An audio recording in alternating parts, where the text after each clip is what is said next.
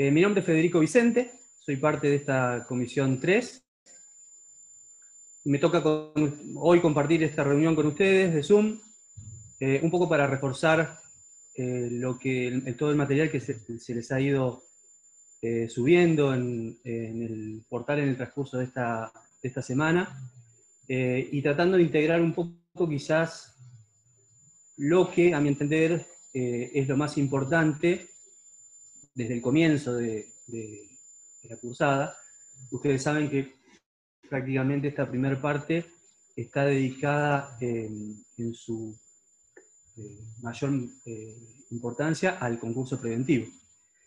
Si bien hay algunos temas que vienen a complementar la cuestión del concurso, como el acuerdo preventivo extrajudicial o el concurso de agrupamiento, que lo van a ver la semana que viene o comienzo de la siguiente, se centra el primer parcial fundamentalmente en lo que es el trámite del concurso preventivo.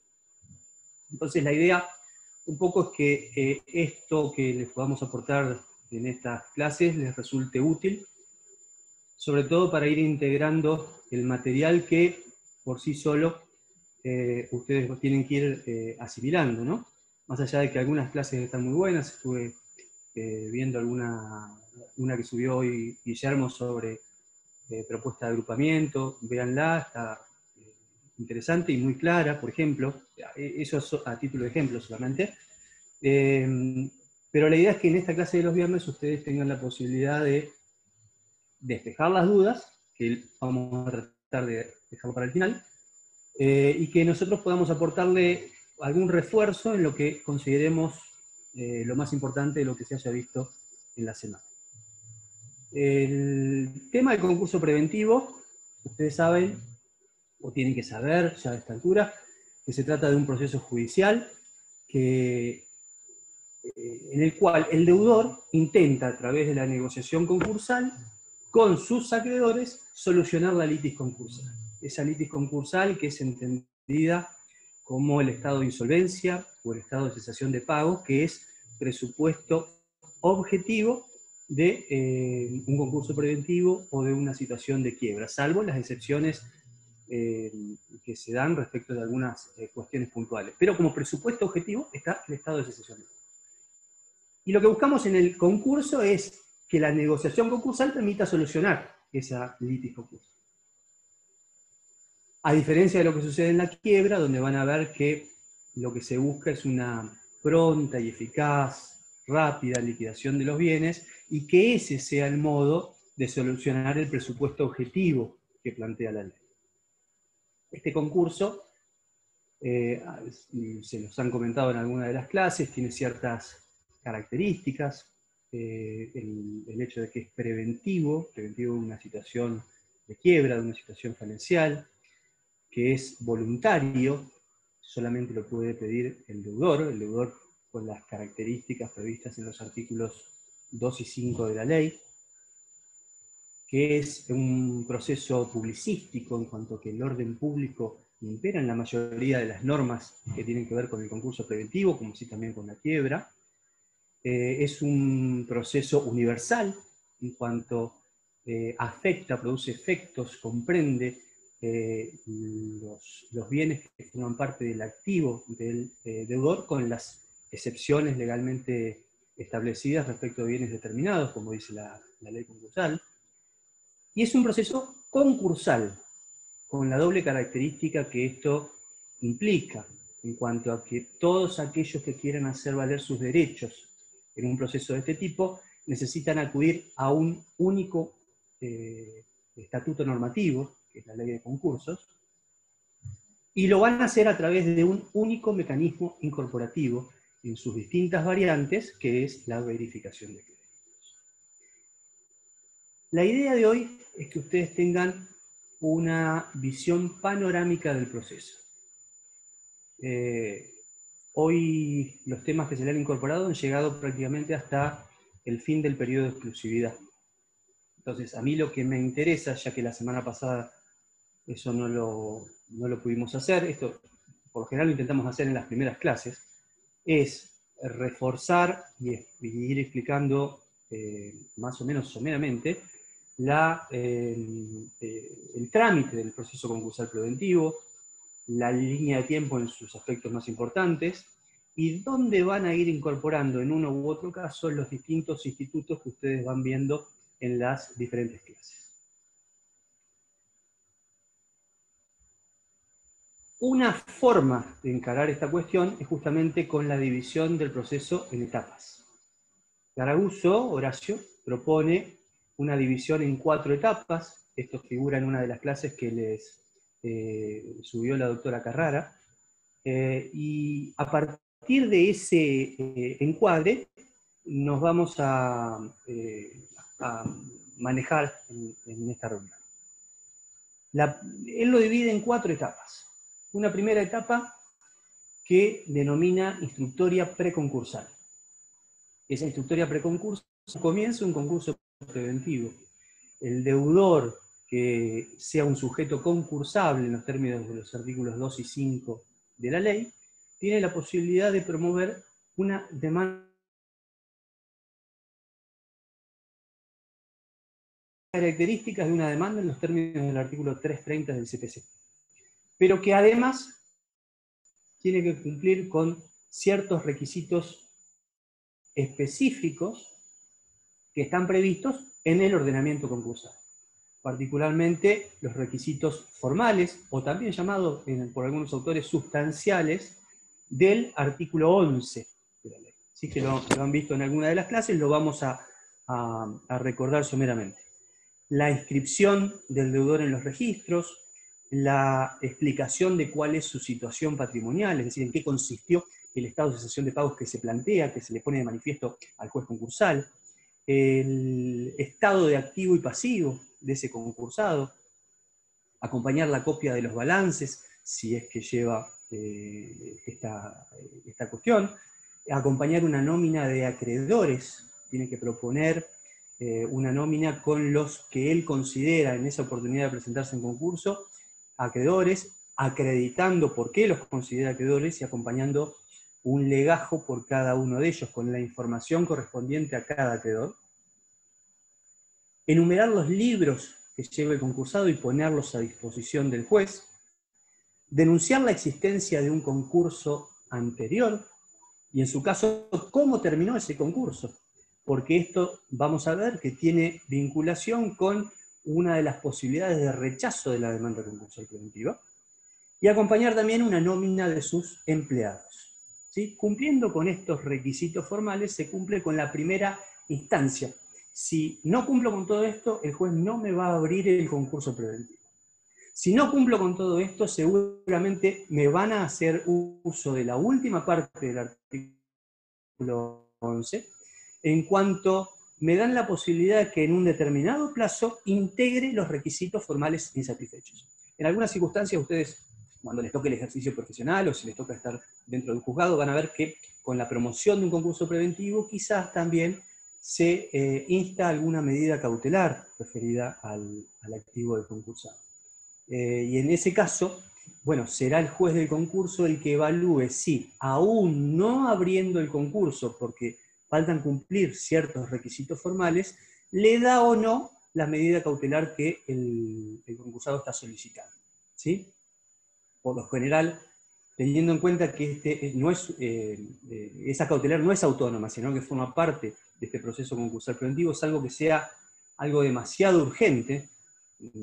Por darles un ejemplo, la suspensión de un acto de ejecución forzada, de una subasta, si no es así, hasta tanto no integre los requisitos formales insatisfechos, y es de interés del deudor hacerlo, no se les va a dar las cautelares que estén pidiendo, porque si no queda, aunque sea en una primera instancia, librado a la sola voluntad del deudor el cumplimiento de estos requisitos. Cumplime los requisitos y evaluamos, merituamos la posibilidad de dar o no esas cautelares que puede o no solicitar, porque hay veces que el deudor se presenta en concurso preventivo y no requiere ninguna cautelar en particular.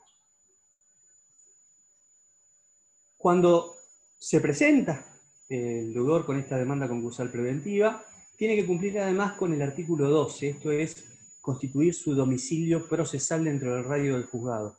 Cuestión que es muy importante porque ustedes, si no lo han visto, se los recuerdo, una de las normas procesales generales que es común al concurso preventivo y a la quiebra, tiene que ver con el principio general de notificación por nota de todas las resoluciones que se dicten en el marco del proceso concurso.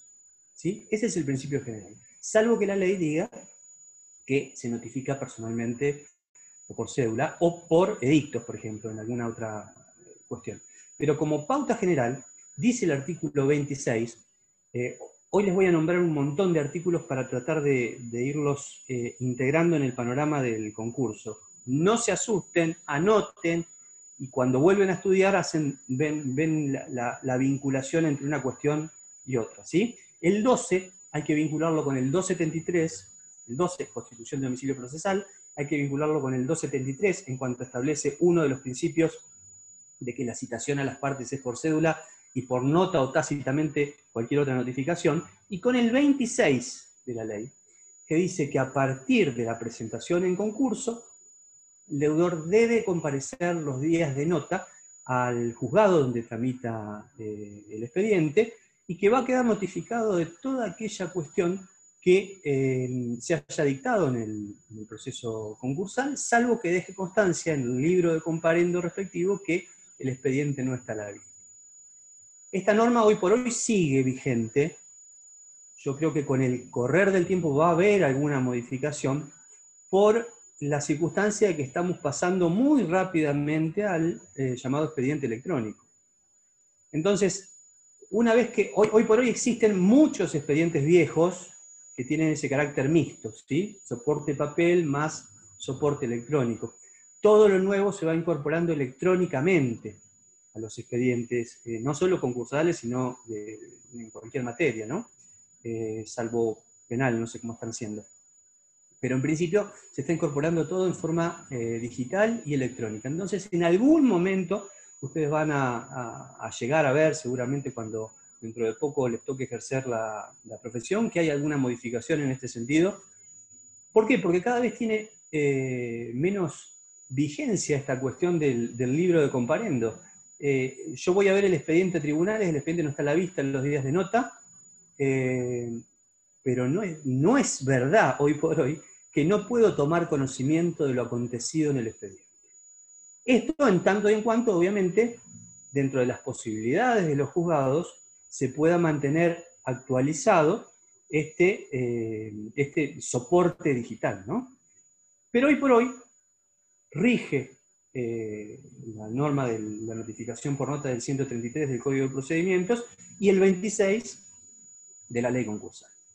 De modo tal que toda resolución que se dicte en el marco del proceso concursal va a quedar notificada por nota o ministerio ley desde la presentación en concurso. Se presenta la demanda concursal preventiva, ¿sí? En su caso me dan o no el plazo de 10 días para integrar los requisitos formales insatisfechos y los cumplo como deudor. El juez tiene, dice la ley, 5 días para expedirse y en este caso tendrá la posibilidad de rechazo o tendrá la posibilidad de admitir la petición concursal preventiva. Las posibilidades de rechazo están en el artículo 13 de la ley y son 4 supuestos y taxativos. Que el deudor no sea un sujeto concursable, que la causa no sea de competencia de ese juez, que falten algunos de los requisitos formales del artículo 11, y que el deudor se encuentre dentro del llamado periodo de inhibición del artículo 59 de la ley concursal. ¿A qué se refiere esto? Que en caso que el deudor haya tenido un concurso preventivo anterior a este que está intentando iniciar en esta oportunidad, ese concurso haya terminado por una resolución de cumplimiento del acuerdo preventivo y haya transcurrido al menos un año entre esa resolución de cumplimiento del acuerdo preventivo y la nueva petición de concurso. Si no pasó al menos un año entre esa resolución del concurso anterior y esta nueva petición, es una causal de rechazo de este nuevo pedido de concurso preventivo. Supongamos que no se da ninguna de estas circunstancias, entonces al juez no le va a quedar otra que abrir el concurso. Y ahí también hay una de las clases de la doctora Carrara donde se dedica a tratar las distintas consecuencias de la sentencia de apertura, y que ustedes tienen que más o menos irlas viendo, porque son importantes para lo sucesivo. Y es importante para saber cuándo termina esta primera etapa, la llamada instructoria preconcursal. En esa sentencia de apertura, del artículo 14, el juez abre el concurso, ¿sí? Lo individualiza al concursado, con su nombre, con su domicilio, con su DNI, ordena la inscripción de esa apertura en los registros correspondientes. Ustedes van a ver que la ley concursal habla de un registro nacional de concursos, que en realidad no existe, y que en el marco de los procesos de la provincia de Buenos Aires, esta inscripción se hace en el registro de juicios universales, el mismo lugar donde se anotan las sucesiones, o donde se anotan las insañas. Además de esta declaración de apertura y esta anotación en los registros, tiene que fijar una audiencia para el sorteo del síndico. El síndico es una figura esencial en el marco de un proceso concursal, ¿sí? Sea concurso, sea quiebra. Es un contradictor necesario, es un funcionario para la ley, pero fundamentalmente es un contradictor necesario de toda cuestión que se dé en el marco de un proceso concursal. Necesitamos la figura del síndico sí o sí. Como cuestión práctica, habitualmente el Consejo Profesional de Ciencias Económicas tiene previsto, respecto de cada juzgado, un día de la semana para los sorteos de síndicos. Es decir, el juzgado 1 le toca los lunes, el juzgado 1 civil y comercial le toca los lunes. Entonces, si ese lunes tienen previsto algún sorteo, comparece el consejo, integrantes del Consejo Profesional de Ciencias Económicas, y en la sede del juzgado del listado correspondiente, y según lo que se haya ordenado el juez en la resolución del artículo 14, se sortea un síndico de la lista A o de la lista B. Hoy por hoy eso no se puede hacer por el aislamiento. Entonces, en la práctica, ¿cómo se ha instrumentado esta cuestión? Se coordina con el Consejo Profesional de Ciencias Económicas que el lunes próximo tenemos previsto un sorteo, porque hay muchas semanas donde no hay sorteos previstos, no tenemos un ingreso habitual de concursos todas las semanas, al menos hasta ahora. Veremos cuando termine toda esta cuestión. Entonces se coordina un horario, supongamos para el lunes próximo, donde se realiza una videollamada entre integrantes del Consejo Profesional de Ciencias Económicas y funcionarios del juzgado donde corresponde hacer el sorteo. Se procede al sorteo del síndico respectivo y desde el juzgado se elabra un acta contando exactamente esta cuestión. El horario donde se produjo la reunión, de qué lista se sorteó, quién resultó sorteado, los datos del síndico, y desde esa acta se ordena la notificación al síndico que haya sido sorteado. Son distintas modalidades que la ley no prevé, pero que se han ido dando en el marco de brindar algún tipo de solución durante este periodo donde no es posible acceder presencialmente a los juzgados. Además de la audiencia para el sorteo del síndico, se fija las fechas hasta las cuales quienes quieran hacer valer sus derechos en este proceso concursal tengan la posibilidad de presentarse ante el síndico que resulte designado en esa audiencia. Las fechas para la presentación del informe individual, del informe general de la sindicatura, la fecha para la llamada audiencia informativa, esto es cuando avanza el trámite del proceso y se llega al periodo de exclusividad, ahora en un rato lo vamos a volver a ver, 5 días antes de que vence el periodo de exclusividad, se establece una audiencia informativa que es la última oportunidad que tiene el deudor de modificar la propuesta de acuerdo preventivo que haya efectuado a sus acreedores. Esa es la importancia de la audiencia informativa. Además de indicar cuál es la marcha de la negociación concursal. Es la última oportunidad que tiene el deudor para modificar la propuesta de acuerdo preventivo. Se dispone la inhibición general de bienes del deudor, en esta sentencia también. y se le impone ciertas cargas al deudor concursado. Por un lado, la necesidad que acompañe en un plazo máximo de 3 días los libros que lleve relativos a su situación económica y que había enumerado y puesto a disposición en la demanda concursal preventiva. Tiene otra carga, la intimación a que en 3 días también deposite los llamados gastos de correspondencia. ¿Qué son los gastos de correspondencia? Son aquellos gastos que estima el juez para que el síndico, además de la publicación edictal que se va a hacer en función de esta sentencia de apertura, ordene cartas a los acreedores que fueron denunciados en la nómina del inciso 5 del artículo 11. La nómina de acreedores que acompaña al deudor al presentarse en concurso, bueno, a esos acreedores tienen una posibilidad de notificación adicional, además de los edictos, que es con la carta prevista por el artículo 29 de la ley. Para eso son estos gastos de correspondencia. Y otra carga que es la orden de publicar edictos. Si bien la ley hace referencia a que esa publicación de edictos tiene que efectuarse dentro del 5º día de notificada Ministerio Ley la sentencia del artículo 14, lo cierto es que eso no va a poder ser. ¿Por qué? Porque uno de los contenidos de los edictos necesariamente va a ser los datos de la sindicatura. Porque ante ese síndico es donde los acreedores que están siendo notificados con esa publicación edictal deben presentarse a verificar sus créditos. Entonces, si todavía no tenemos designado al síndico, si todavía el síndico no aceptó el cargo, no podemos efectivamente librar esos edictos. Entonces, esta carga del deudor comienza a computarse más allá del texto de la ley, desde que queda notificada Ministerio Ley en el expediente la aceptación del cargo por parte de la sindicatura.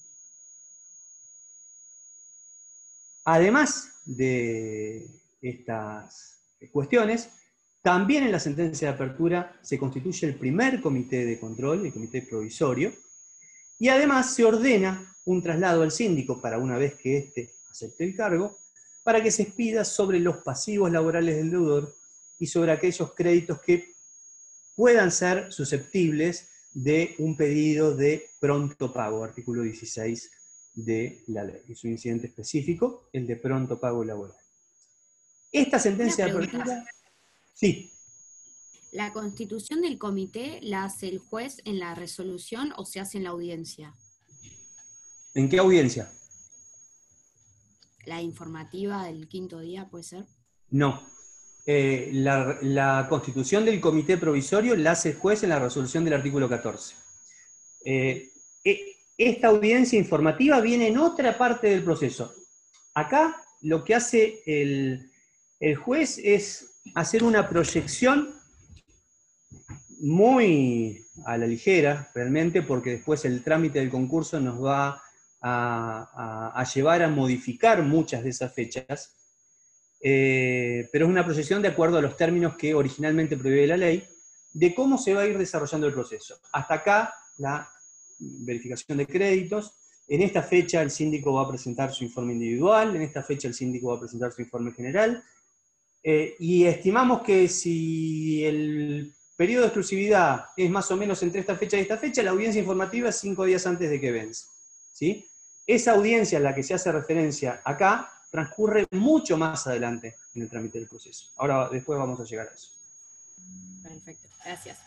No, por favor. La sentencia de apertura entra dentro del régimen de inapelabilidad de las resoluciones. El mismo artículo 273 que antes mencionábamos con el principio de la notificación por nota, bueno, tiene otra norma que habla de la regla en materia concursal de inapelabilidad de las resoluciones, salvo que la ley diga que es apelable, en cuyo caso será en principio en relación y con efecto suspensivo, las resoluciones son inapelables. La sentencia del artículo 14 es inapelable. No obstante lo cual, esto no significa que se necesiten de ciertos actos para darle firmeza a la resolución del 14. ¿Cuáles son esos actos? Que el deudor cumpla efectivamente con las 3 cargas que le mencioné. Acompañar los libros en el plazo de 3 días desde la sentencia de apertura, depositar los gastos de correspondencia y publicar edictos. si no cumple con esas cargas procesales, son causales de desistimiento del proceso. Entonces, indirectamente, pierde virtualidad la sentencia de apertura. Cuando en clase, habitualmente en clase presencial, decimos, bueno, la primera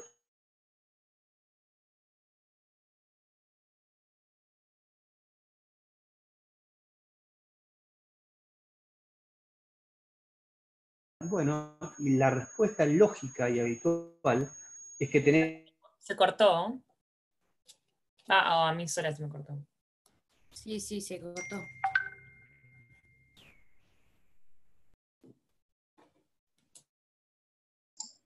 Sí, se cortó. Anda con... Viste que se ve que no tiene mucho internet. Está muteado.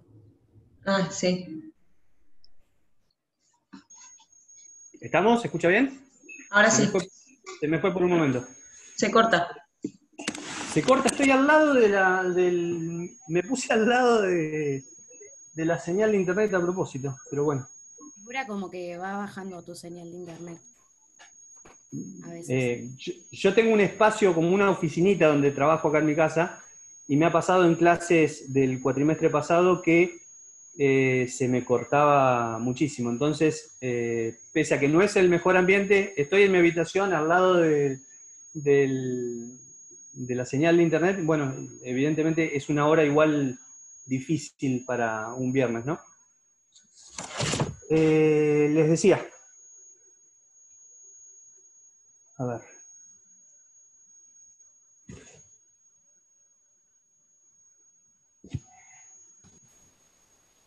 Esta sentencia no es, les decía que esta sentencia no es apelable y que esta etapa, más allá de la respuesta lógica y habitual que nos puede salir, que puede terminar, que tenemos concurso con el dictado de la sentencia, no es así porque no falta la figura del síndico y porque existen estos actos, estas cargas, que son consecuencia de la sentencia de apertura, el acompañamiento de los libros, el depósito de los gastos de correspondencia y la orden de publicar edictos, que si el deudor no las cumple, se nos termina el concurso, ¿sí? Se lo tiene por desistido el concurso y finaliza este proceso concursal. Entonces, en los hechos, ¿cuándo finaliza esta primera etapa? Con la primera publicación de edictos. ¿Por qué con la primera publicación de edictos? Bueno, porque ahí terminó de cumplir con las cargas de la sentencia. Y fundamentalmente porque la primera publicación edictal, sea en el boletín oficial o sea en un diario de amplia circulación, y sea artículo 27 en la misma jurisdicción donde tramita el concurso, o artículo 28 en otra jurisdicción, si el deudor no tiene bienes en otra jurisdicción, la primera publicación de edictos que se realice le coarta al deudor la posibilidad de desistir unilateralmente del proceso. ¿Sí? Podrá desistir de alguna otra manera hasta la resolución de categorización, pero hasta esa publicación de edictos el deudor puede, más allá de estas cargas que mencionábamos recién, el deudor puede venir al expediente y decir, señor juez, desisto del proceso concursal preventivo, ¿sí? Y lo puede hacer en forma unilateral, en forma voluntaria, porque cambió la estrategia, porque se ganó un premio, porque algún familiar lo ayudó y encontró otra manera de solucionar su estado de cesación de pagos. ¿Sí? Con la primera publicación de edictos termina la posibilidad de desistir unilateralmente del proceso. Entonces, primera etapa, instructoria preconcursal, desde la demanda concursal preventiva hasta la primera publicación de edictos. La segunda etapa es la instructoria concursal. Hasta este momento habíamos escuchado al deudor, habíamos visto lo que él nos había presentado, la documentación acompañada, más o menos cómo era su activo y pasivo, la copia de sus balances, los que él nos indicaba que eran sus acreedores, los empleados que según él decía que tenía, los libros. Ahora viene la etapa donde empezamos a escuchar a los acreedores. En esa segunda etapa vamos a pasar por diversas instancias. Por una instancia verificatoria, por una instancia de observaciones, por una instancia informativa y por una instancia resolutiva. El plazo fijado en la sentencia de apertura, hasta el cual el juez dice, hasta esta fecha, 25 de septiembre del 2020, los acreedores de causa o título anterior a la presentación en concurso pueden ir ante el síndico fulano de tal, tales días y en tal horario a dejar sus pedidos de verificación de créditos. Eso nos va a marcar la diferencia entre un acreedor temporáneo y un acreedor tardío. Después del 25 de septiembre, ¿los acreedores o pretensos acreedores pueden presentarse a verificar sus créditos? Sí, lo pueden hacer. La diferencia es que ya no va a ser una verificación temporánea, sino que va a ser una verificación tardía. Ya no la van a poder hacer ante el síndico, sino que tendrá que ser con patrocinio letrado y en un expediente ante el juez, por un incidente de verificación tardía. Y no van a formar parte de la negociación concursal. Esos tardíos, en principio, no forman parte de la negociación concursal. Esta es la gran diferencia entre aquellos que se presentan temporáneamente dentro del plazo que indica el artículo 14 de la ley y aquellos que no lo hacen a ese momento. Fijado el plazo para verificar hasta el 25 de septiembre, dice la sentencia. A partir de ahí, hay un plazo de 10 días, artículo 34, para que el deudor, acreedores que se presentaron a verificar y trabajadores del concursado formulen observaciones a los pedidos de verificación. Vencido ese plazo para formular observaciones, y seguimos la línea de tiempo, hay 20 días, pasamos a la instancia informativa, para que el síndico presente su informe individual de créditos. Entonces, un dictamen de la sindicatura individual de todos y cada uno de los pedidos de verificación, con todos los datos que tenga el síndico, que haya recabado el síndico, respecto de los que vinieron a pedir verificación de créditos. Sus datos personales, nombre y apellido, su domicilio, el monto del crédito, si reclamó algún privilegio, la causa del crédito, la existencia de codeudores o obligados solidarios, y fundamentalmente, el detalle principal es la opinión fundada del síndico respecto de si ese pedido de verificación él considera que tiene que ser admitido o no. Lo que el síndico diga no es vinculante para el juez, ¿sí? El juez se puede apartar tanto de las observaciones que se hayan formulado como de un dictamen desfavorable o favorable del síndico. El juez va a considerar verificado un crédito o un privilegio si lo estima procedente, independientemente de lo que haya dicho el deudor, lo que hayan dicho los acreedores y lo que haya dicho la sindicatura.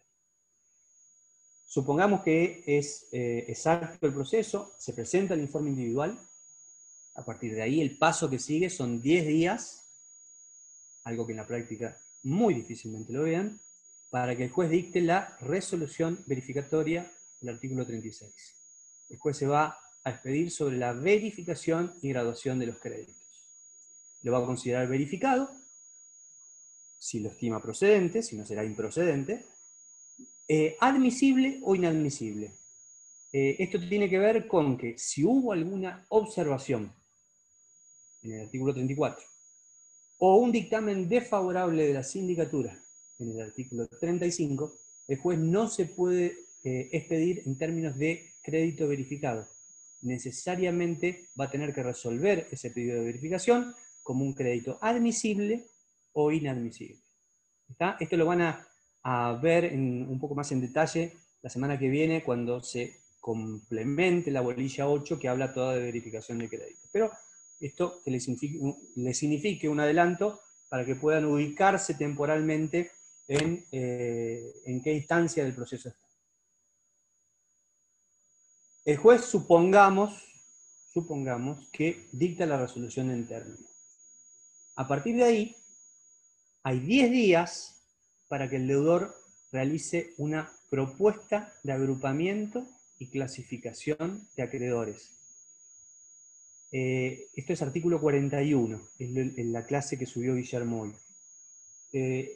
La ley habla de que el deudor debe efectuar una propuesta de agrupamiento y clasificación de acreedores. En realidad esto no es así, no es un deber, es una posibilidad, es una potestad, una opción que tiene el deudor, en tanto y en cuanto quiera hacer propuestas de acuerdo preventivo diferenciadas. Si el deudor quiere hacer una única propuesta a todos sus acreedores, no tiene sentido que los agrupe y clasifique en categorías. Si él quiere hacer propuestas diferenciadas a los proveedores, a los acreedores financieros, si es que los divide por la naturaleza del crédito, ¿no? A los trabajadores, bueno, tendrá la posibilidad de agruparlos en categorías y hacerles una propuesta distinta a cada una de esas categorías, o aún un menú de propuestas dentro de cada categoría, ¿sí? Pero no es obligatorio. Si es obligatorio, vamos a ver después, que el juez resuelva algo sobre esto. Pero el deudor puede efectuar, si lo considera factible, una propuesta de agrupamiento y clasificación de acreedores en categorías. ¿Qué acreedores? Los acreedores verificados y declarados admisibles en la resolución que se dictó 10 días antes, la resolución del artículo 36 de la ley. Por eso, pese a que el 41 dice que el deudor debe efectuar la propuesta de agrupamiento y clasificación de acreedores dentro de los 10 días en que debió dictarse la resolución del 36, no, que debió dictarse no tiene sentido, porque si el juez no la dictó, yo no puedo agrupar y clasificar hipotéticos acreedores. Mi agrupamiento va a consistir en formular alguna categoría de acreedores de aquellos que son efectivamente verificados y declarados admisibles. ¿Por qué? Porque esos son los que en definitiva van a participar de la instancia de negociación concursal. ¿Se entiende hasta ahí? ¿Sí? Presenta la propuesta, supongamos que el deudor hace uso de esta opción, y presenta la propuesta de agrupamiento y clasificación de acreedores. A los 10 días de esta fecha, el síndico debe presentar su segundo informe. El anterior, el del 35, era el informe individual. Ahora tiene que presentar el informe del artículo 39, que es el llamado informe general. Ustedes van a ver que tiene varios incisos con un contenido amplio, en su momento lo verán. Algunos de esos contenidos tienen que ver con tratar de determinar, ya no solo con lo que el deudor nos aportó al presentarse en concurso, sino con la evolución del proceso, ¿no? Teníamos una nómina de acreedores y una denuncia de cuáles eran los montos de esos acreedores por parte del deudor, pero ahora ya tenemos una resolución del juez que dice cuál es el pasivo concursal. Entonces se esclarece el activo y el pasivo en este informe general del síndico. Hay algunos contenidos que tienen que ver con una eventual posibilidad de quiebra indirecta, y en lo que nos interesa en esta parte, el síndico en este informe general debe dar una opinión fundada sobre el agrupamiento y clasificación de acreedores que el deudor hizo 10 días antes. ¿Sí? Opinión que, insisto, tampoco en este caso es vinculante para el juez. Se presenta el informe general del artículo 39, hay 10 días, volvemos a una instancia de observaciones, para que, conforme artículo 40, el deudor y quienes pidieron verificación tengan la posibilidad de formular observaciones a ese informe general. Permiso.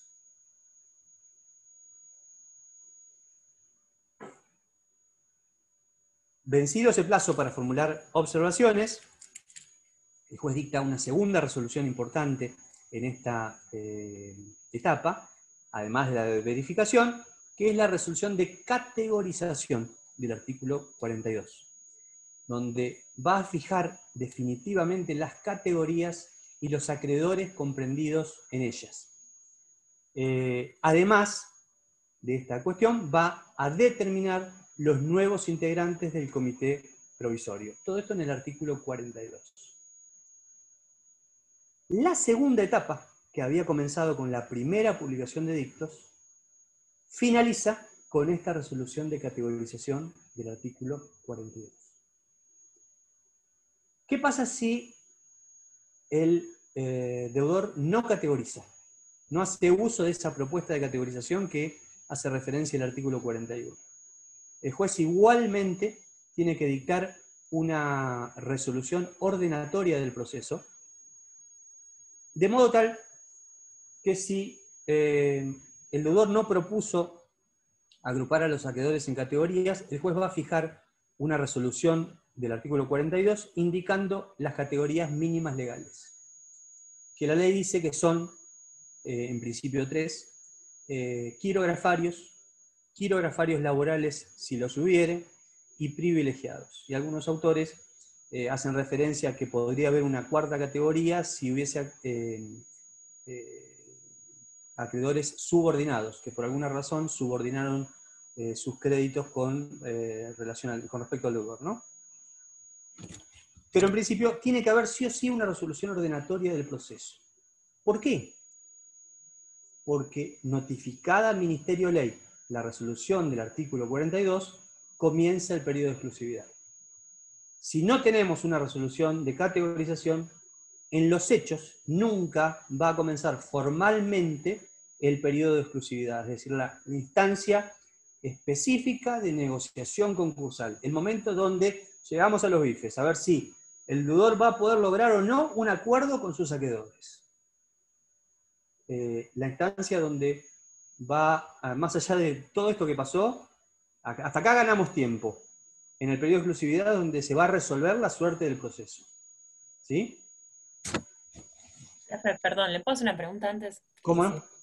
Si el deudor no presenta una categorización de sus acreedores, ¿en qué momento dictaría el síndico el informe general?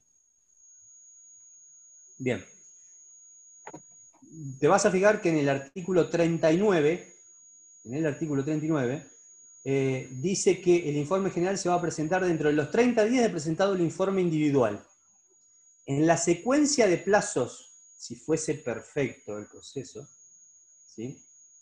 En la práctica, muy difícil que logremos esto, por una cuestión lógica. Si tenés un proceso concursal con 50 acreedores, con 100 acreedores, o con 300 acreedores, como pasó en algún momento con Toledo, es imposible que el juez en 10 días dicte la resolución del 36. ¿Sí? Entonces, sí o sí, por lo general estos plazos se alongan. Supongamos que no. Vamos a la hipótesis de la ley. Dice el 39, dentro de los 30 días de presentado el informe individual, se presenta el informe general. Y cuando al síndico le toque opinar sobre la propuesta de categorización de acreedores, obviamente va a decir el deudor no hizo propuesta de agrupamiento y clasificación de acreedores. Yo les manejaba la opción que el deudor no hubiese hecho propuesta, pero la propuesta que él realice tiene que ser fundada y razonable.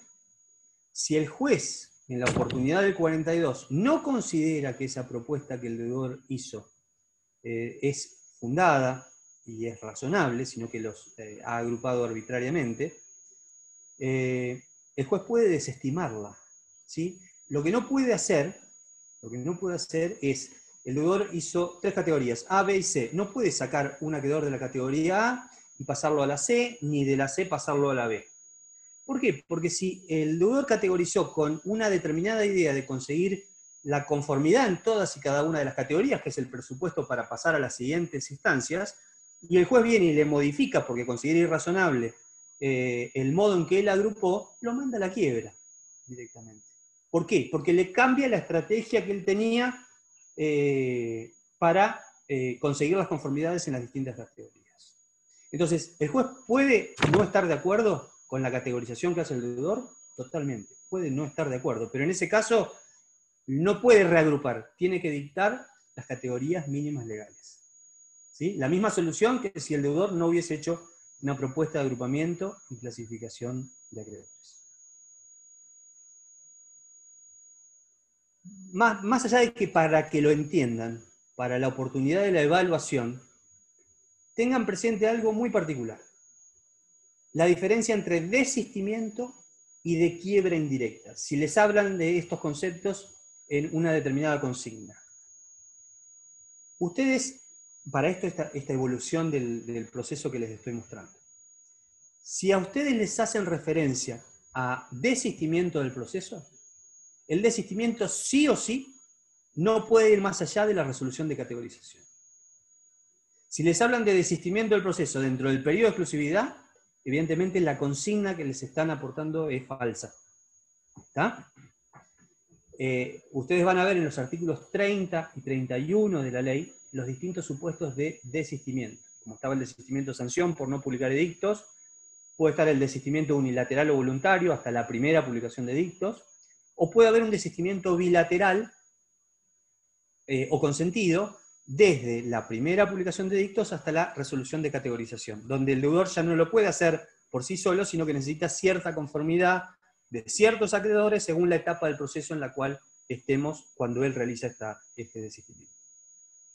También es una causal asimilable al resistimiento cuando en los casos de los artículos 6, 7 y 8 de la ley no se acompaña dentro de los 30 días de la presentación en concurso la decisión de continuar el trámite o la ratificación de esos pedidos de verificación, de esos pedidos de concurso preventivo, ¿sí? En el caso de personas jurídicas o de incapaces o de fallecidos, ¿sí? Son todas causales de desistimiento. ¿Hasta cuándo pueden darse estas causales de desistimiento? Hasta la resolución de categorización. En concordancia con esto, no puede haber causales de quiebra indirecta. ¿Qué es quiebra indirecta? Tenemos un proceso concursal preventivo que está tramitando y por alguna causal expresamente prevista en la ley, deviene en una situación de quiebra indirecta. La clásica es que el deudor en la etapa de negociación no consiga las mayorías. ¿Sí?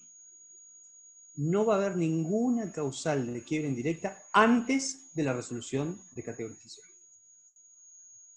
¿Está? Todas las causales de quiebra indirecta comienzan con el periodo de exclusividad. Y después ustedes van a ver que esas causales de quiebra indirecta se dividen en dos: por frustración del proceso o por frustración del acuerdo. Esto siguiendo la misma línea temporal que estamos manejando. ¿Cuál es el límite entre los casos de quiebra indirecta por frustración del proceso y frustración del acuerdo? La homologación del acuerdo preventivo. Es decir, desde la primera oportunidad que se les marque para un caso de quiebra indirecta en el periodo de exclusividad hasta la sentencia homologatoria del artículo 52, van a ser supuestos de quiebra indirecta por frustración del proceso concursal preventivo. Y después de la homologación del acuerdo, van a tener supuestos de quiebra indirecta por frustración del acuerdo preventivo. ¿Está? Esto lo vuelven a ver, es simplemente para que se vayan poniendo en tema. A ver, si me olvido de algo importante acá. Hasta acá tenemos las dos primeras etapas. Una cosa que no les dije y que por ahí es importante para resaltar: si tenemos un pedido, pero esto lo deben saber, si tenemos un pedido de concurso preventivo y un pedido de quiebra por parte de acreedor, ¿cuál prevalece? El pedido de concurso preventivo. ¿Sí? Artículo 10. Mientras la quiebra no haya sido declarada, hay una prevalecencia concursal preventiva. Otra cosa importante, el artículo 15 habla del desapoderamiento atenuado. ¿Qué significa el desapoderamiento atenuado? Que el deudor en el concurso preventivo conserva la administración de sus bienes bajo la vigilancia del síndico. Ese es el principio general. Pero hay ciertos actos, son importantes, artículos 15, 16, 17, hay ciertos actos que si el deudor realiza y necesitaba autorización judicial para hacerlo, y no la pidió, o realiza y son actos de los llamados prohibidos, el artículo 17 dice que puede ser sancionado, lo que se denominaría desapoderamiento atenuado calificado. Posibilidad de designar un vedor, un interventor, un coadministrador, o directamente reemplazarlo de la administración según la gravedad de ese acto que haya realizado. Otra cosa importante, cómo se hace pública, cómo se hace conocer, cómo se notifica la sentencia del artículo 14, la sentencia de apertura. Dijimos, edictos, dijimos cartas a los acreedores, aquellos que fueron parte de la nómina de acreedores que el deudor propuso cuando se presentó el concurso, y obviamente, porque por ahí se les escapa, Ministerio de Ley. El deudor queda notificado, Ministerio de Ley, de la sentencia de apertura. De hecho, las cargas de acompañar los libros, de depositar los gastos de correspondencia o de publicar edictos, queda notificado desde que toma nota la sentencia de apertura y tendrá 3 o 5 días, según el caso, y desde cuándo se compute, para poder cumplir con las mismas, si no es una causal de desistimiento del proceso. Acá hay una pregunta, a ver, si tiene que ver con esto de horas. Si hay una verificación tardía, ¿dentro de qué categoría entraría? ¿Está bien la pregunta? En principio la verificación tardía no se va a resolver antes de la sentencia de categorización. Hay una hipótesis doctrinaria que dice que si esa verificación tardía se resuelve antes de la sentencia de categorización, podría formar parte de alguna de las categorías, de acuerdo al modo en que el deudor haya categorizado. ¿Sí? Va a ser el juez el que resuelva en qué categoría le incorpora, según las razones que él haya apuntado para agrupar y clasificar acreedores. Pero lo cierto es que, como pauta general, una verificación tardía es un proceso sumario. ¿Sí? El incidente genérico del artículo 280 y siguiente de la ley, que es el trámite que se le aplica a la verificación tardía o al incidente de revisión, prácticamente es un proceso sumario. Entonces, en los hechos, no va a llegar de ninguna manera antes de la sentencia de categorización. ¿Qué significa esto? No va a participar de la negociación concursal, del periodo de exclusividad, pero sí se le van a aplicar los efectos de la categoría que el juez estime que corresponde incorporarlo. ¿Sí? Es decir, no va a tener ni voz ni voto en esa categoría, pero sí se le van a aplicar los efectos que, en definitiva, por la homologación del acuerdo, se le aplica a una u otra categoría. No sé si se entendió. Espero que sí. Segunda etapa, entonces, completa. A ver si no me olvido de nada. Otra cosa, como les decía, esto del desistimiento y la quiebra indirecta, otra cosa importante, si hay, además de para que lo entiendan, para la oportunidad de la evaluación, si les hablan de propuesta en una determinada consigna, ubíquense temporalmente y lean bien de qué les están hablando. ¿De la propuesta de agrupamiento y clasificación de acreedores, esta que vivimos del artículo 41, o de la propuesta de acuerdo preventivo? Estamos en dos etapas distintas del proceso. Una es la segunda, otra va a ser en la tercera etapa del proceso, dentro del periodo de exclusividad. La propuesta de agrupamiento y clasificación de acreedores, 10 días si se realiza. Recuerden, 10 días desde la sentencia verificatoria del artículo 36. Es potestativa en tanto y en cuanto el deudor quiera formular propuestas de acuerdo preventivo diferenciadas. Y tiene que hacerse en forma fundada y razonable por parte del concursado. En cambio, las propuestas de acuerdo preventivo, ya tenemos agrupados y clasificados los acreedores, o tenemos las categorías mínimas legales, y estamos en el periodo de exclusividad. Ahí se formulan las propuestas de acuerdo preventivo. Les voy a proponer a esta categoría de acreedores una quita del 50% de los créditos y un pago en 8 cuotas anuales con tal interés. A esta otra categoría le voy a pagar el 70% de los créditos con una espera de 2 años. A modo de ejemplo. Van a ver que en el artículo 43 hay una enumeración enunciativa de cuáles podrían ser distintas propuestas de acuerdo preventivo. Pero ahí ya son propuestas de acuerdo preventivo. Ya pasamos la instancia del agrupamiento y clasificación de acreedores. ¿Sí? Lean bien, en su momento, de qué se les está hablando. Si se hace una referencia a propuesta. Bien. Y recuerden que la obligación del deudor es hacer propuestas de acuerdo preventivo a los acreedores quirografarios verificados y declarados admisibles en la resolución del 36. Es optativa la posibilidad de propuestas de acuerdo preventivo a los privilegiados. ¿Sí? Si lo realiza, va a tener una mayoría agravada respecto de los privilegiados especiales, por ejemplo. Pero no es obligatorio. Si él, como pauta general, si el deudor no consigue las mayorías exigidas por la ley respecto de la propuesta que él le formula a los acreedores quirografarios, deviene en una situación de quiebre indirecta. En cambio, si hace propuesta a los privilegiados, pero no consigue las mayorías, salvo un caso, que es el del artículo 47, donde el deudor, por razones de estrategia procesal, condiciona la propuesta de los quirografarios a que se apruebe la de los privilegiados, salvo en ese caso, si no consigue las propuestas, las mayorías para los privilegiados, no termina en una situación de quiebra, sino que estos, una vez homologado el acuerdo, recuperan la acción individual que tenían. La tercera etapa del proceso, teníamos instructoria preconcursal, instructoria concursal, la tercera etapa del proceso es la resolutiva. Ya no hablamos de una instancia resolutiva dentro de la segunda etapa, como era la resolución de verificación o la resolución de categorización. Hablamos de etapa resolutiva. Acá se resuelve el proceso, ¿sí? Para un lado o para el otro. Tenemos una primera participación por parte del deudor, que tiene la obligación de formular propuestas de acuerdo preventivo.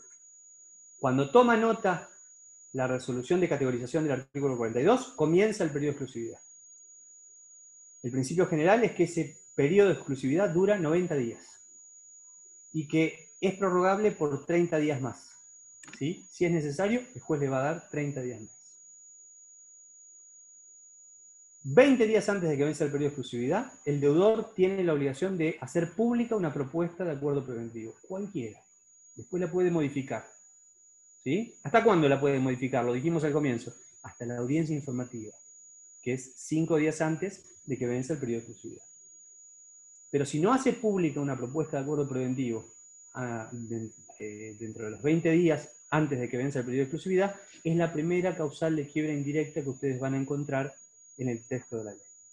Salvo que se esté ante un supuesto de salvataje del artículo 48, que queda para una instancia próxima.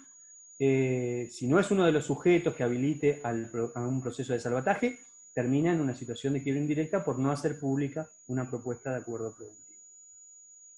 Supongamos que hace pública la propuesta de acuerdo preventivo, o sea, hay una primera participación por parte del deudor. ¿Quién va a intervenir ahora? Los acreedores. Los acreedores, sea que estén agrupados en categorías, o sea que haya una única propuesta para todos, son quienes van a formular, van a presentar en el expediente las conformidades, ¿sí? Las conformidades al texto de la propuesta. Si es que hay un menú de propuesta, hay que indicarla específicamente a cuál prestan la conformidad, que les haya formulado el acreedor.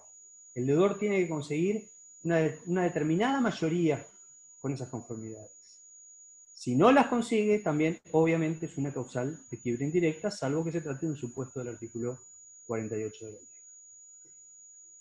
La instancia de la audiencia informativa es 5 días antes de que venza el periodo de exclusividad. El deudor tiene que, va a haber una audiencia en la cual el deudor se va a presentar con la presencia del juez, del secretario, del síndico, del comité de control y los acreedores que deseen concurrir. Y va a explicar la marcha del proceso, la marcha de la negociación.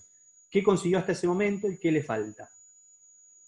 ¿Siempre se va a hacer esta audiencia informativa? No, no es necesario. ¿Cuándo? Cuando el deudor antes de esa fecha ya consiguió las conformidades. Si ya consiguió las conformidades o dice no es necesaria la propuesta, ya las tengo en mi poder y las voy a presentar hasta el último día del periodo de exclusividad, lo puede hacer. Esa audiencia no es obligatoria y no se va a terminar haciendo. ¿Sí? Tiene la particularidad, les reitero, que es la última oportunidad para modificar la propuesta de acuerdo preventivo.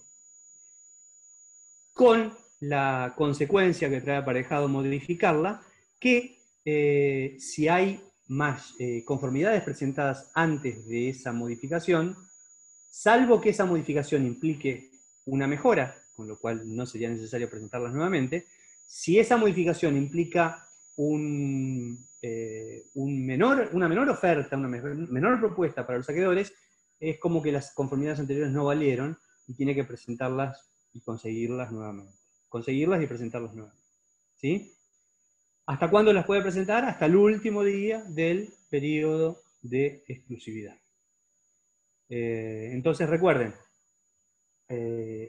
la propuesta de agrupamiento y clasificación de acreedores que se va a presentar al síndico y al juzgado no tiene nada que ver con esta propuesta de acuerdo que se da dentro del periodo de exclusividad, respecto de la cual hay que conseguir las conformidades para obtener las mayorías exigidas por la ley, mayoría absoluta de acreedores que representen 2/3 partes del capital computable, artículo 45, y si se consiguen, bueno, se pasará a la instancia siguiente.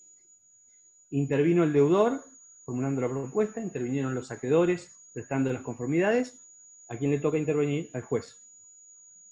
Va a dictar 2 resoluciones en esta etapa. 3, quizás. Una pregunta, ¿ya el síndico en esta etapa no hace nada? El síndico en esta etapa no hace nada. Antes de pasar, o sea, en lo que es la propuesta y en lo que es la conformidad, no. Pero por lo general, antes de pasar a la siguiente etapa, pese a que la ley no lo dice, la siguiente etapa es la resolución del juez del artículo 49, sobre existencia del acuerdo. ¿Sí? En los juzgados, pese a que la ley no lo dice, insisto, el síndico sigue siendo el contradictor necesario en toda cuestión que se dé dentro del marco de un proceso concursal. Entonces lo que se le da es una vista, el deudor dice, ya acompañé las conformidades exigidas por la ley, dicte la resolución de existencia del acuerdo preventivo, artículo 49 de la ley. Entonces, de lo solicitado, de paso ganamos un poco de tiempo, de lo solicitado vista a la sindicatura por el plazo de 5 días. ¿Sí? O por un plazo abreviado. ¿Por qué? Porque el artículo 49 dice que la resolución de existencia del acuerdo debe dictarse dentro de los 3 días de presentadas las conformidades respectivas. Salvo en esta vista, que reitero, en la práctica los juzgados le dan a la sindicatura, no hay otra intervención del síndico en esta instancia. ¿Sí? Los informes los presentó en la segunda etapa, el informe individual, el informe general, más allá de que pueda ir presentando mensualmente, ustedes van a ver, si volvemos un poco más atrás, hay un informe mensual sobre la marcha de la empresa que está previsto en la sentencia del artículo 14. ¿Sí? Pero, digamos, no tiene que ver específicamente con el periodo de exclusividad ni con la instancia de negociación concursal. Si formalmente se obtuvieron las conformidades exigidas por la ley, de modo tal que el cómputo nos da correcto, ¿sí? Mayoría absoluta de acreedores, 2/3 partes de capital quirografario, van a ver que en esta instancia hay ciertos acreedores que no pueden prestar la conformidad, que por ejemplo por razones de parentesco están excluidos de presentar, de la posibilidad de presentar la conformidad al deudor. Si las cuestiones referidas a la personería de esos acreedores al momento de prestar la conformidad es correcta, si fue prestada individualizando la propuesta a la cual ellos están brindando la conformidad, si formalmente es correcta en cuanto a que, no se los dije esto, las conformidades deben presentarse con firma certificada, ¿sí? Sea por un escribano o en su caso se presentarán al juzgado para que un funcionario del juzgado se las pueda certificar. Si se cumplen con estos requisitos formales, el juez dicta la resolución de existencia del acuerdo preventivo del artículo 49, que es ordenatoria también. ¿Por qué? Porque habilita esa resolución a la llamada instancia de impugnación. Artículos 50 y 51. Vean una clase que subió el doctor Martínez también referido a esto, para que se ubiquen, es esa instancia. Las causales de impugnación son taxativas, son las del artículo 50, y es la posibilidad de impugnar ya no por una cuestión formal, sino por una cuestión quizás un poco más sustancial, la resolución que declara la existencia del acuerdo preventivo.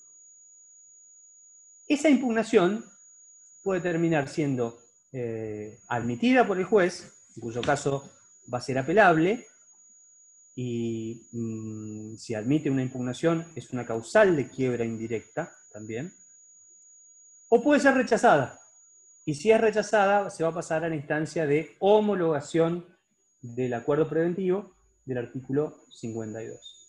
El artículo 52 presenta algunas variantes, ¿sí? no nos vamos a detener ahora porque recién lo van a ver la semana que viene, y que tiene que ver, yo les digo ahora como pauta general, que si el deudor agrupó y clasificó a los acreedores en categorías, necesariamente, en principio, tiene que obtener las mayorías exigidas por la ley en todas y cada una de las categorías. Pero ustedes van a ver la semana que viene que hay alguna posibilidad que, aún no habiendo obtenido las conformidades en todas las categorías, puede haber una figura que se llama el cram-down power, que es el inciso 2b del artículo 52, donde si se dan ciertos requisitos previstos por la ley, aún sin la totalidad de las conformidades en todas las categorías, también se podría aprobar y homologar el acuerdo preventivo.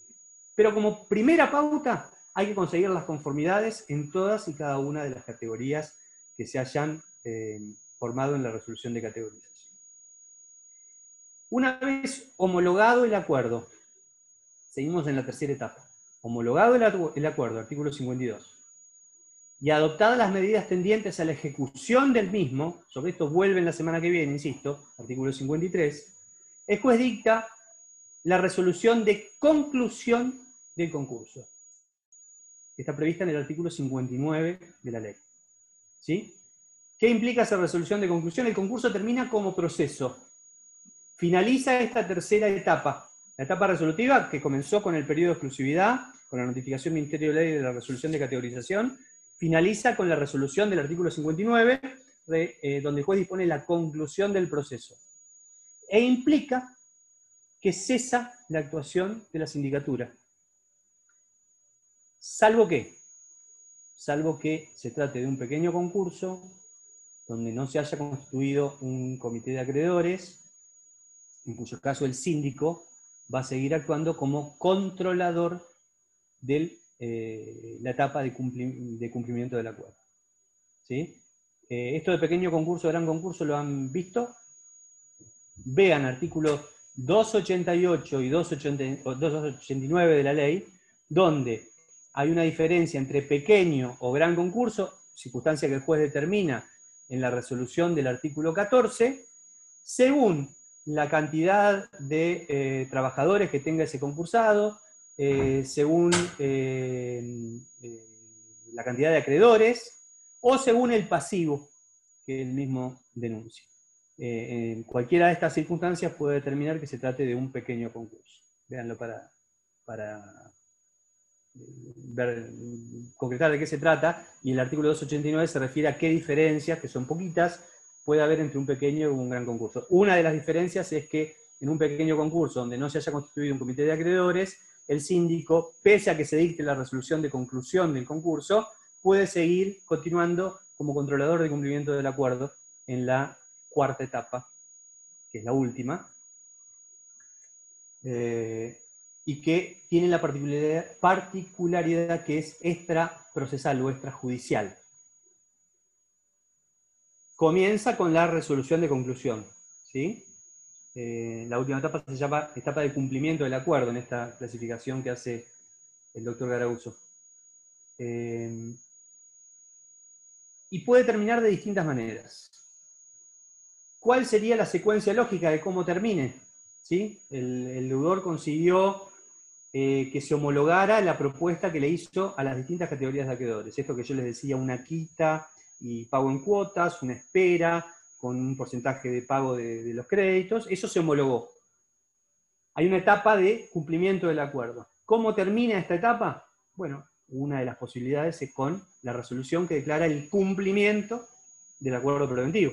¿Sí? En el artículo 59 se prevén dos resoluciones: conclusión y cumplimiento. Estamos hablando de distintas instancias del proceso.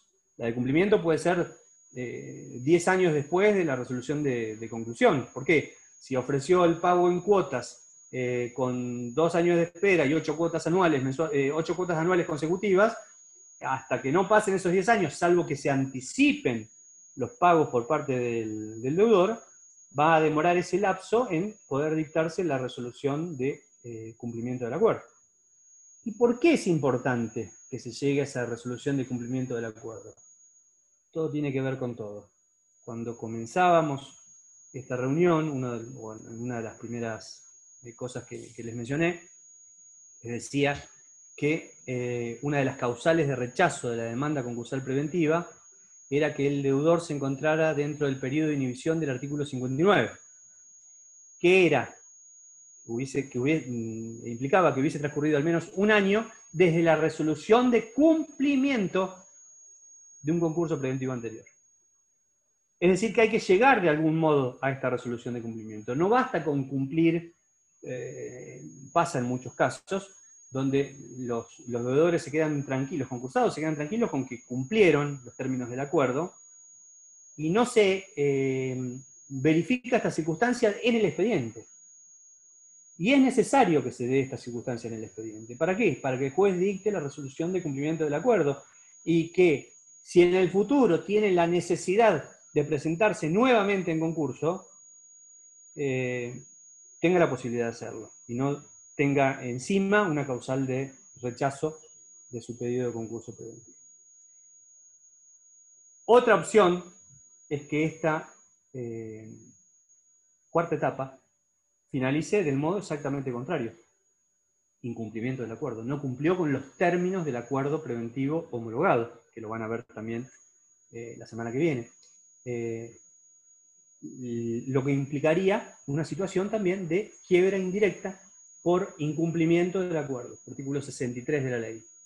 Y hay otra posibilidad, que es la quiebra indirecta del artículo 61 por nulidad del acuerdo preventivo. Es decir, la cuarta etapa, que había comenzado con la resolución de conclusión del concurso, esta etapa extraprocesal o extrajudicial, puede finalizar con la resolución que declara cumplido el acuerdo, artículo 59, o declara la quiebra indirecta por nulidad, artículo 61, o por incumplimiento del acuerdo preventivo, artículo 63 de la ley. Muchos artículos, ¿no? Pero es para que se ordenen fundamentalmente. Creo que había una pregunta. A ver, perdón. Me dicen acá, si bien la audiencia informativa no es obligatoria, sí se realizaría antes de los 90 días o de los 120 si hubo prórroga. Si hubo prórroga, se va a suspender la primera audiencia prevista y se va a fijar 5 días antes de que venza la prórroga, ¿sí? Y después veremos si resulta necesaria o no, ¿sí? Cuando se llegue a esa instancia, veremos si resulta necesario o no. Les marqué acá algunas cositas para que lo tengan presente fundamentalmente. A la par, este sería el proceso principal. Toda esta visión, como yo les digo, panorámica, es el proceso principal, el concurso preventivo. Siguiendo los términos y las pautas que prevé la ley concursal, ¿sí? En los hechos, ustedes van a ver algunas modificaciones, sobre todo en lo que tiene que ver con los plazos procesales. Pero en principio hay que cumplir con estos plazos. El cumplimiento de los plazos es obligatorio para el juez concursal, de hecho puede ser una causal de mal desempeño del cargo, si injustificadamente demora el trámite del proceso. Lo que pasa es que a veces no es que sea injustificada la demora en el trámite del proceso, sino que es una consecuencia lógica de la demora del síndico en presentarse a aceptar el cargo, la demora del concursado, si es que puede, en publicar edictos, la demora del boletín oficial en efectivamente publicar los edictos, lo cual muchas veces hace que en un concurso haya que publicar edictos más de una oportunidad, las incidencias que se puedan dar dentro del marco del proceso, si son muchos o pocos acreedores, las demoras en las cuales tenga primero la sindicatura y después el juez para dar sus dictámenes y después para resolver. Puede pasar una infinidad de circunstancias. La situación actual que estamos viviendo, con la imposibilidad, inclusive, aun cuando supongamos que estamos en una instancia de negociación y los acreedores quieren prestar una conformidad a la propuesta que le haya hecho el deudor, y hubo una determinada etapa del aislamiento del ASPO, donde no había posibilidad ni de ir a una escribanía, ni de una firma certificada en tribunales porque no había una atención presencial. Todas estas son circunstancias extraordinarias, sí, pero más allá de las ordinarias, que también se dan, hace que se puedan ir elongando y modificando los plazos previstos en la ley. Pero este panorama, que es el que me interesa que ustedes tengan hoy y entiendan para ir ubicando los distintos institutos que se les va mencionando en las clases, es la base del proceso principal. Como en una de las clases de la doctora Cerejido la semana pasada, ella les habló de los llamados incidentes. Entonces, tienen que saber que a la par de este proceso principal hay incidentes. Entendidos esto como cuestiones que tienen relación con el objeto principal del pleito, pero que tramitan por separado. Los distintos tipos de incidentes, genéricos, específicos, juicios de incidentes, la clasificación que ella les dio, pero que tienen una gran diferencia, en principio, con el proceso principal. ¿Cuál es esa diferencia? En el proceso principal el juez es responsable de los términos y tiene facultades de impulso y deberes de impulso y de investigación. Artículo 274 de la ley. En cambio, en los incidentes rige el principio dispositivo, ¿sí? No el inquisitivo del proceso principal, rige el principio dispositivo, al punto, dice el 277 de la ley, que es posible que en los incidentes se decrete la caducidad de instancia. Más allá de que como base está el principio dispositivo para los incidentes, vean los artículos 280 y siguientes dentro de la normativa de los llamados incidentes genéricos, ¿sí? Incidentes genéricos, toda cuestión que tiene que ver con el objeto principal del pleito que tenga establecido un procedimiento específico tramita por incidentes genéricos, 280 y siguientes de la ley. Ahí van a encontrar facultades inquisitivas del juez concursal dentro del trámite de los incidentes. Véanla, hay algunos ejemplos y suele ser objeto de examen. ¿Tá? Y además de esto, recuerden que en el marco de toda cuestión que se da en el proceso concursal, en principio hay que resolverla con lo que dice la ley concursal. Sea en forma expresa, o sea, aplicando principios análogos, estos que yo les mencionaba, por ejemplo, del 273 de la ley. ¿Sí? La inapelabilidad de las resoluciones, la perentoriedad de los plazos, la notificación por nota, son todas cuestiones que permiten resolver cuestiones que permiten resolver distintas circunstancias en el marco tanto del concurso preventivo como de la quiebra. ¿Son aplicables las leyes procesales locales? ¿Es aplicable supletoriamente el CTC? Sí, en la medida, dice el 278 de la ley, que resulte compatible con la rapidez y economía de los procesos concursales. Es decir, si hay cuestiones que no dilatan, no implican un dispendio jurisdiccional ni una demora en el trámite del proceso, y que no están previstas específicamente su solución en el marco del ordenamiento concursal, ni en forma expresa, ni en forma análoga, puede aplicarse los códigos procesales locales. Excepción al 278 es el artículo 271. ¿A qué se refiere?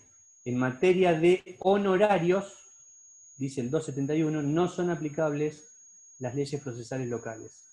De modo tal que toda cuestión de honorarios en el marco de un proceso concursal va a tener que resolverse por lo que dicen el capítulo de honorarios de la ley concursal, 265 y siguientes de la ley. Este 271 tiene una excepción. Cuando se trata de honorarios en incidentes, dice el artículo 287 que en ese caso se aplica lo que dice la ley procesal local en materia de incidentes. ¿Sí? La secuencia, para que se entienda. Toda cuestión que se da en el marco de un proceso concursal se resuelve por el ordenamiento concursal.